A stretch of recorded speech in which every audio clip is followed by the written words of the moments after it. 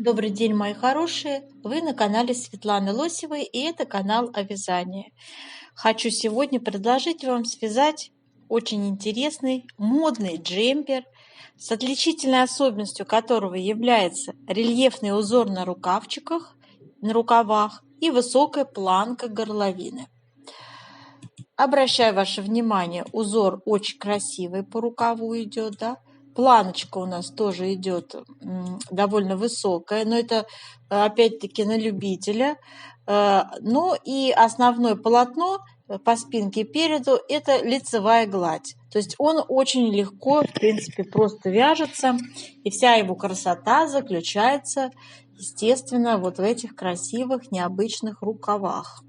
Сейчас я вам еще такую картиночку могу показать. Вот здесь очень хорошо видно эти рукавчики. Видите, да? В виде ячеечек таких крупных вяжется рукав. И это очень-очень-очень красиво смотрится. Очень модно.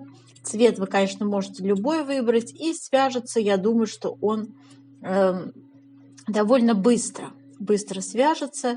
Смотрите, давайте еще отличительные особенности найдем. По спинке тоже у нас идет лицевая гладь, как я и сказала, да.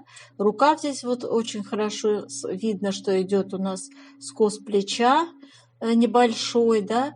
И у рукава есть тоже небольшой окат. Все это будет сегодня конструктивно мной учтено в наших расчетах.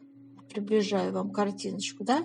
Планочка у нас используется 1 на 1 здесь, и по низу рукава, и по низу тоже планочка 1 на 1 идет.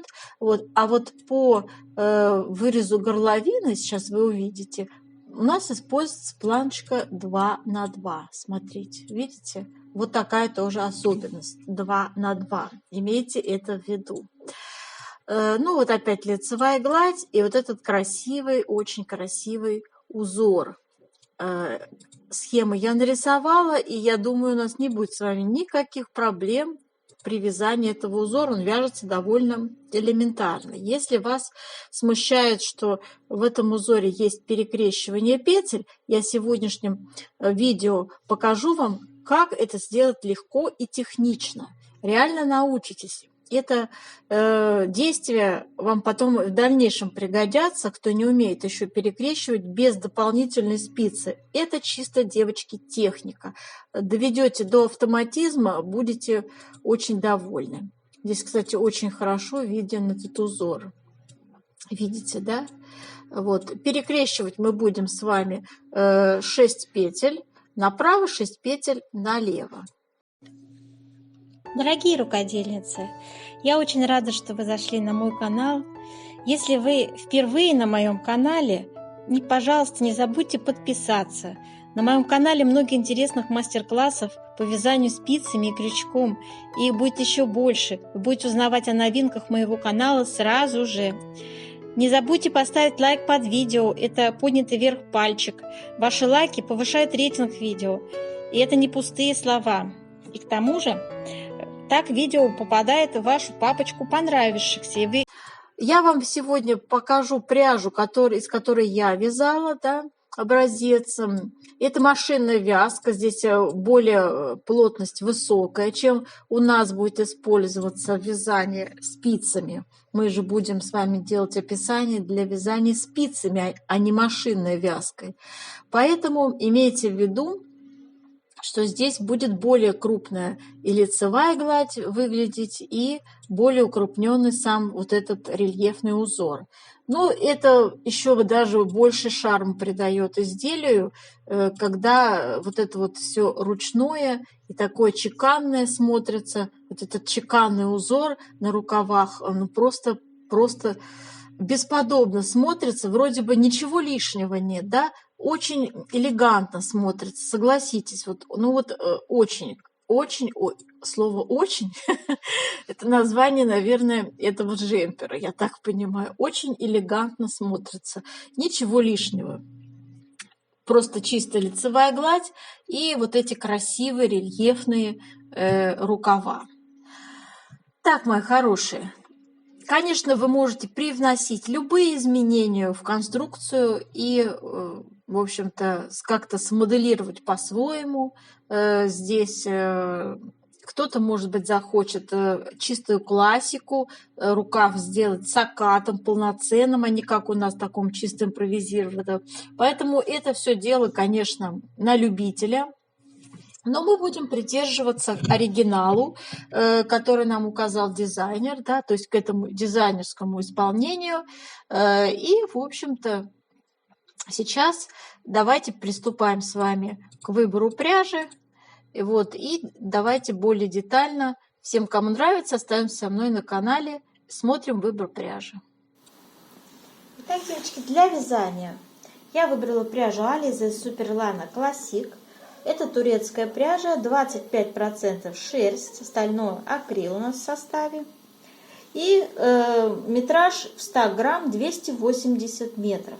Спицы я использую 3,5. Вот таким образом получилось у нас 2 раппорта связано узором.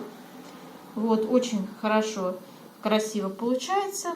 Красивые такие рельефные получаются у нас кружочки, да, очень красивый узор, крупно будет шикарно смотреться.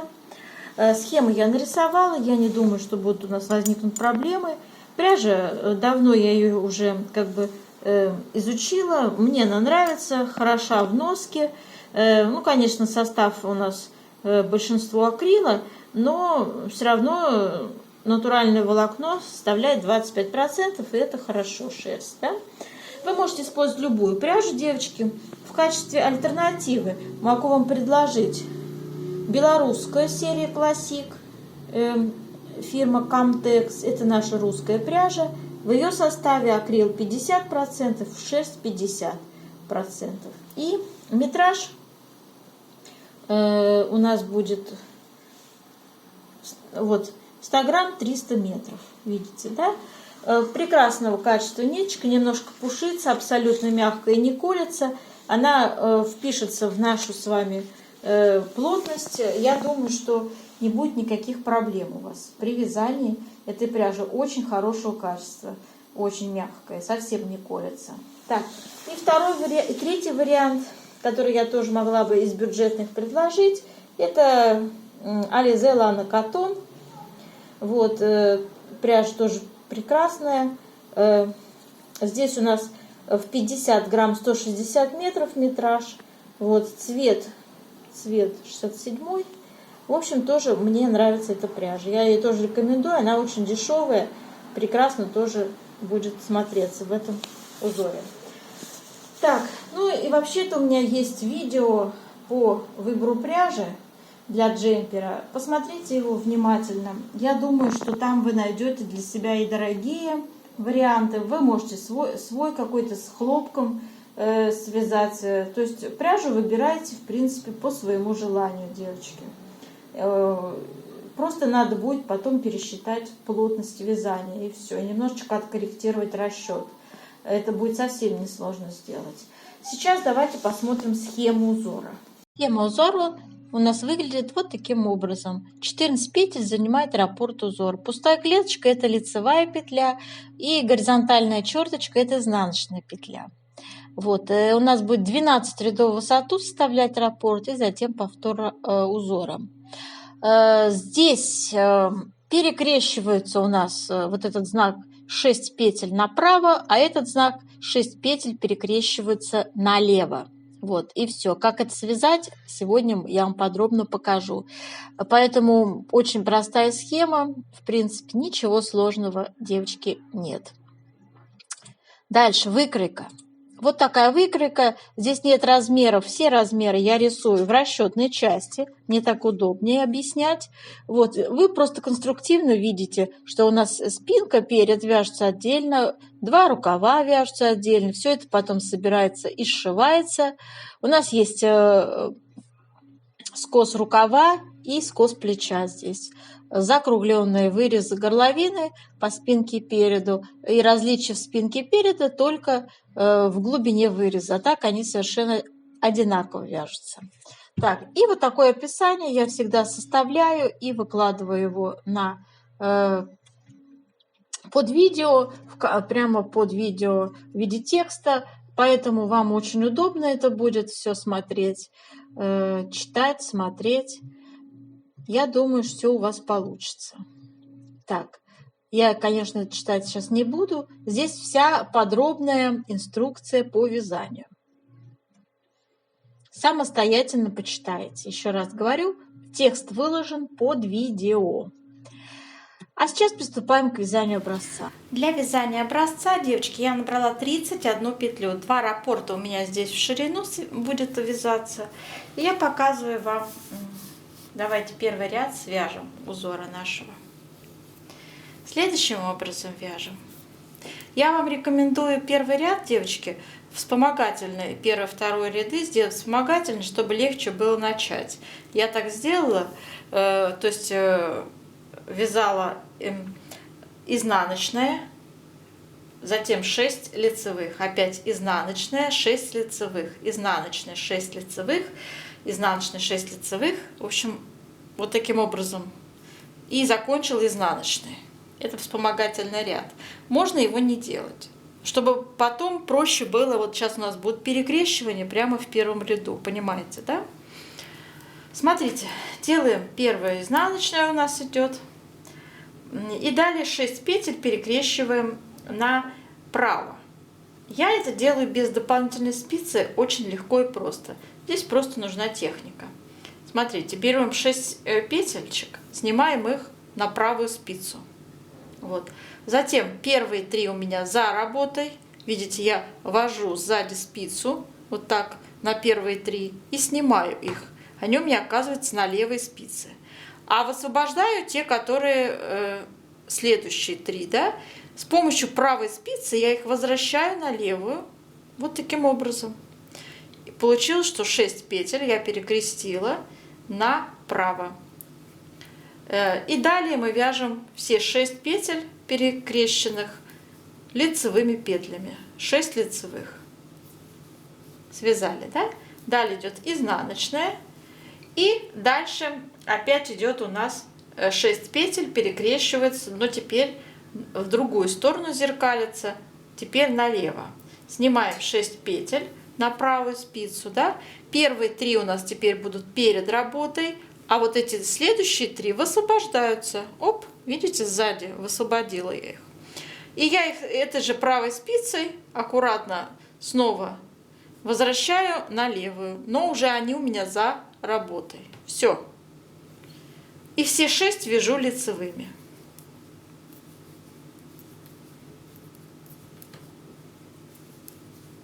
Все.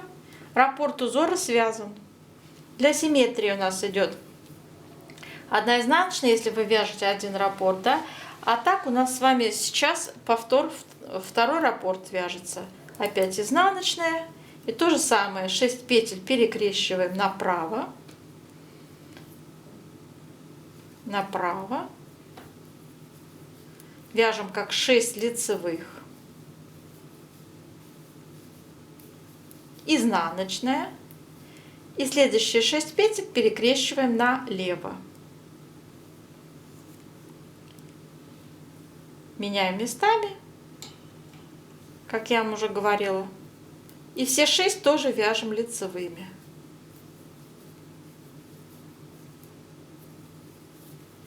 Связали второй раппорт. И у нас для симметрии одна изнаночная была в конце. Кромочная тоже изнаночная. Связали, переворачиваем. И изнаночные ряды мы вяжем, как смотрят петли. Вяжем с вами третий ряд. Третий ряд у нас свяжется следующим образом. Первая петля изнаночная, затем идут 6 лицевых, изнаночная, снова 6 лицевых,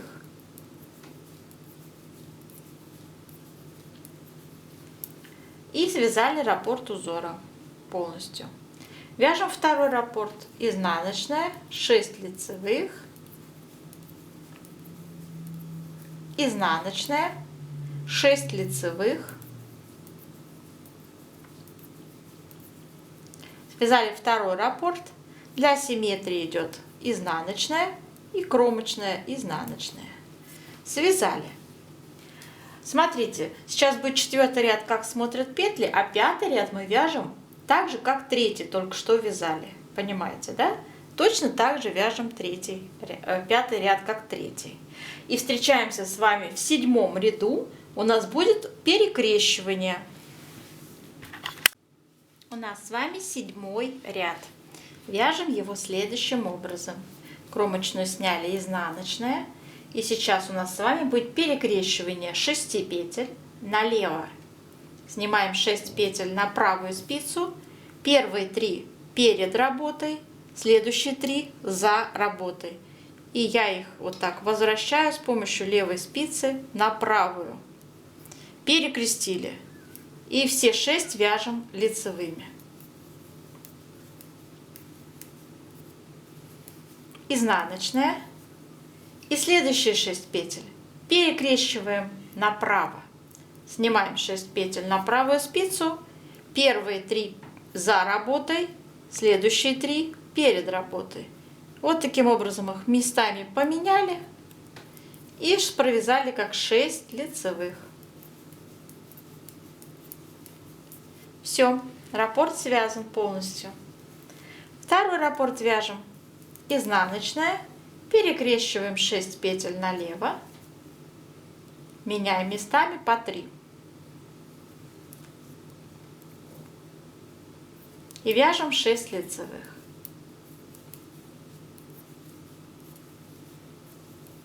Изнаночная. И следующие 6 петель перекрещиваем направо. 3 за работой, следующие 3 перед работой. Все 6 вяжем лицевыми. Связали второй раппорт. И для симметрии у нас одна изнаночная и кромочная. Вяжем 8-й ряд, как смотрят петли. 9-й ряд вяжем, девочки, следующим образом. Смотрите, первая кромочная, изнаночная, 6 лицевых, изнаночная, снова 6 лицевых. Связали раппорт узора. Второй раппорт вяжем изнаночная, 6 лицевых, изнаночная, 6 лицевых. Связали второй раппорт. Для симметрии одна изнаночная, кромочная, изнаночная. 10-й ряд вяжем, как смотрят петли. И 11-й ряд у нас будет такой же, как 9-й вяжется. Вот. И смотрите, и далее все у нас повторяется с первого ряда. То есть раппорт данного узора составляет 12 рядов. И затем с первого ряда все повторяется. Ну, девочки, в принципе, теперь все понятно, как вязать, да? Я больше показывать не стану, как вязать. И сейчас мы сделаем влажную тепловую обработку образца, чтобы нам посчитать плотность вязания. Итак, горячим паром обдаем наш образец.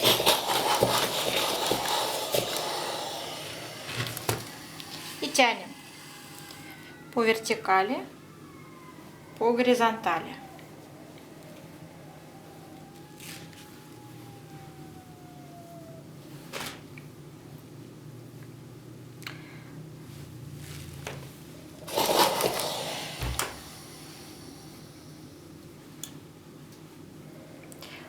Так, выпрямили нашу красоту. Давайте оставим ее, пусть она сохнет в таком состоянии. Итак, наш образец, девочки, высох, стал полностью такой сформированный, расправленный. И наша задача сейчас сделать расчет плотности для дальнейших расчетов. Да? Берем простую линейку и измеряем ширину образца. Кромочные у нас тоже участвуют в расчете.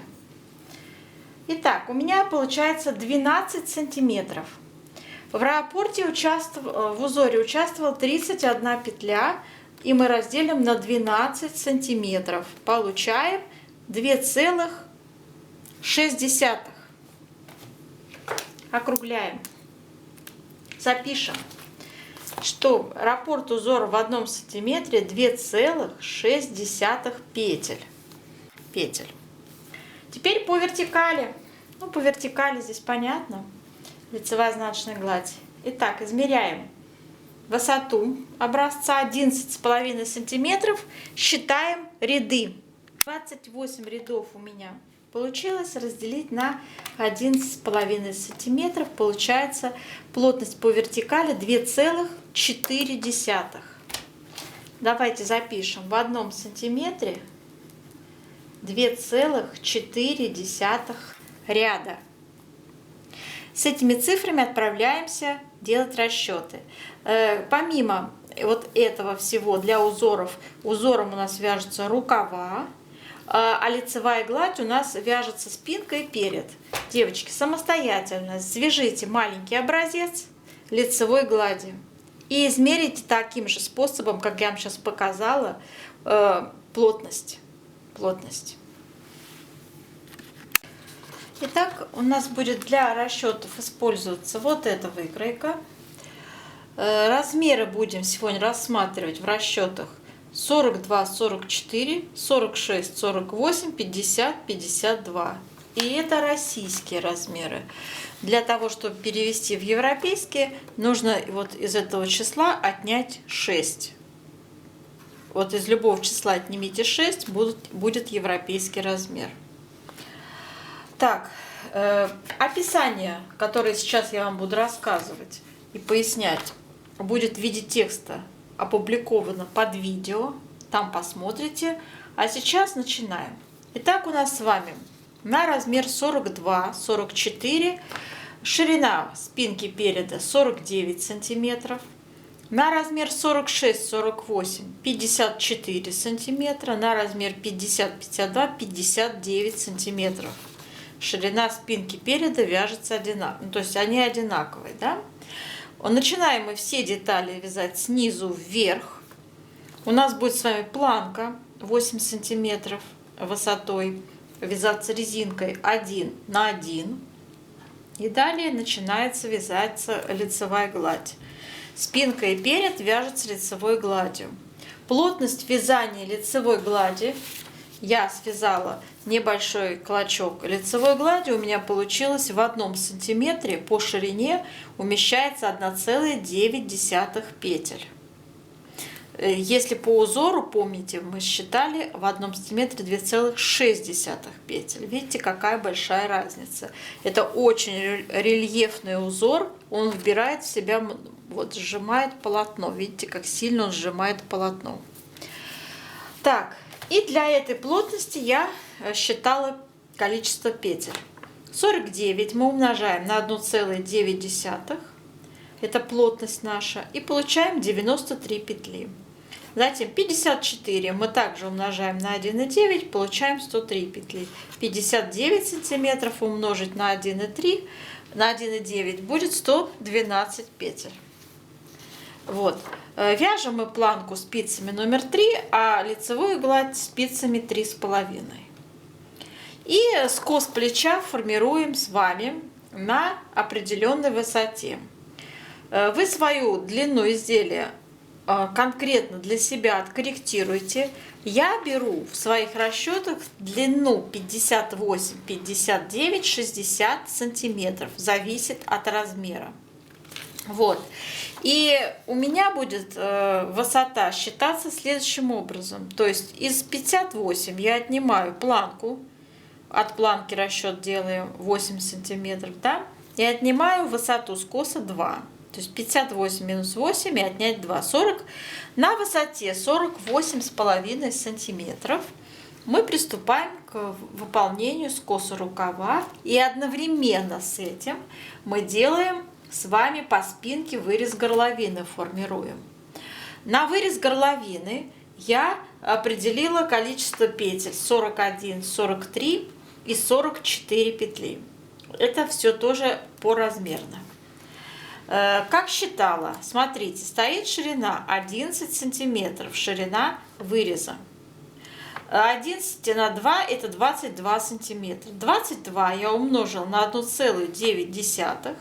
Это расчет это наша плотность, да, получилось 41 петля. И затем все, что осталось, это петли плеч.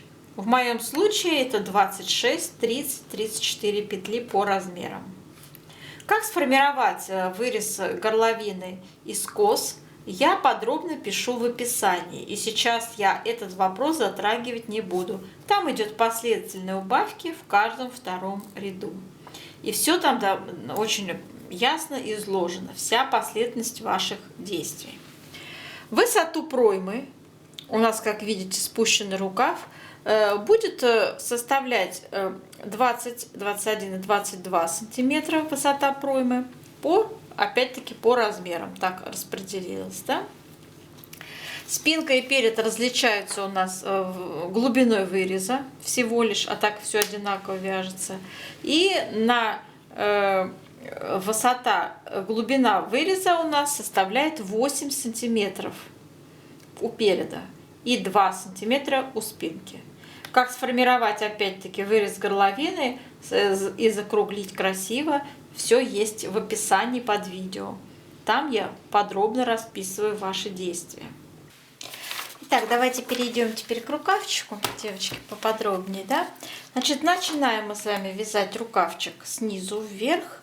Также 8 сантиметров вяжем планочку резинкой 1 на 1. Затем в последнем изнаночном ряду делаем с вами резкое прибавление до 87 петель, прибавляем, доводим до 87 петель и приступаем к вязанию нашего рельефного узора. Вот таким способом руководствуясь. Смотрите, это 6 раппортов подряд по 14 петель. То есть вот наш с вами раппорт, который мы с вами вязали сегодня узор, да? Это 14 петель ширина, и в итоге получается, что одна еще петля у нас была для симметрии крайне левая, да? И получается вот таким образом 6 раппортов по 14 петель, 1 изнаночная крайне левая и 2 кромочные. В сумме дали 87 петель. Вот. И в итоге далее смотрим, да? И смотрите, сразу же начинается у нас формирование скоса. Нам надо, чтобы в самой широкой части стало 103, 109 и 115 петель. Как считала? Смотрите, у нас с вами высота проймы составляет 20, 21 и 22 сантиметра. Вот. И для этого здесь, соответственно, в 2 раза больше должно быть у рукава, да? То есть 40, 42 и 44 сантиметра я умножила на нашу плотность. Плотность, которую мы с вами сделали для рельефного узора в 1 сантиметре 2,6 на 2,6 будем умножать. В итоге получились числа 103, 109, 115 петель. Нечетное должно быть количество петель, потому что нам также надо, чтобы по скосу все было одинаковое количество петель прибавлялось. Должно быть четная разница. И теперь смотрите, с 87 до 103 надо довести. Для этого нам надо прибавить с каждой стороны для первого размера 8 петель, для второго 11 и для третьего 14 петель. Как считала? Смотрите, из 103 я отняла 87. 103 отнять 87 и разделила на 2 скоса. Видите, вот. Число 8. Вот отсюда аналогично считала другие размеры. Так, теперь высота рукава у нас тоже довольно индивидуальная величина. Здесь в моем случае от планки идет 37,5 сантиметров. Обязательно откорректируйте этот параметр, длину рукава. Он всегда будет очень индивидуальный, зависит от роста, зависит от ваших каких-то желаний, потребностей, да, кто-то хочет, может, 3/4 рукав и так далее, да. Поэтому вот это вот сейчас мое объяснение будет больше как урок, воспринимайте его. Но это будет просто шикарно, если совпадет у вас то, что у меня здесь будет сейчас звучать. У меня высота скоса составит 34 сантиметра. Я умножила на нашу плотность по вертикали 2,4 и получилось 82 ряда. Также окат такой, знаете, чисто импровизированный на высоту 3,5 сантиметра я также умножил на нашу плотность, которую мы с вами определили по вертикали 2,4, и у меня получилось 8 рядов высота оката. Так, и теперь про скос опять. И вот, девочки, значит, нам необходимо на высоте 82 ряда прибавить 8 петель, равномерно их, вот эти прибавки делая. Как сделать? Я 82 делю на 8. Ну, здесь можно устно поделить. В каждом 10-м ряду идет прибавка. Да? Также я считала 82 делила на 11. У меня получилось 7,5. Да? В этом случае рекомендуется делать прибавку, первую прибавку в 7-м ряду, вторую в 8-м, третью в 7-м, 8-м. И так чередуем 11 раз. Вот, понятно. И вот здесь для третьего размера надо будет в каждом 6-м ряду сделать 14 петель прибавить. После этого вы переходите на формирование оката рукава. Я постаралась вам изложить, как это вижу я, да, как этот окат сформировать, как это вижу я, последовательное закрытие петель. Вот вы, конечно, можете воспользоваться выкройкой в натуральную величину. Такой вариант тоже приемлем. Ну вот, и каким-то своим расчетом можете воспользоваться. Вот, описание у меня вязание под видео, читайте там. Так, ну, в принципе, все, что можно было, я вам рассказала и изложила. Я не сказала про вертикальную плотность по поводу спинки и переда. Мы будем ее такой же считать по лицевой глади, так же, как и по узору, в принципе. Она такой же составляет параметр в 1 сантиметре 2,4 ряда. И каждый вертикальный размер, девочки, в моем описании стоит равенство в рядах. Вот. И вы, когда будете вязать, придерживайтесь именно рядов. То есть вяжите полотно, четко считая ряды.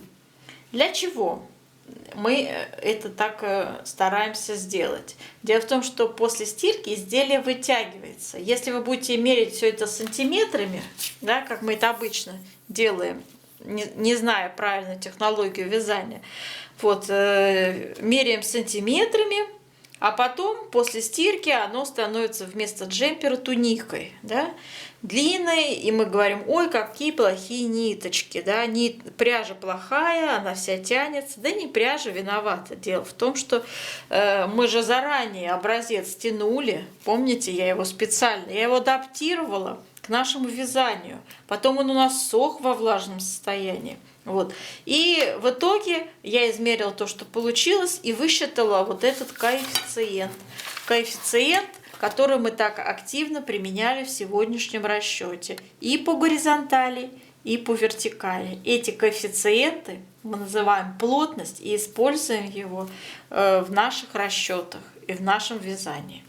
Вот. Поэтому рядами меряем наше вязаное полотно. Пожалуйста.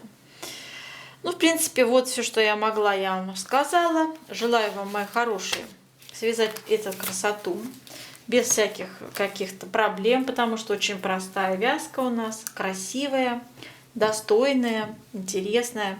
Вот. И до новых встреч!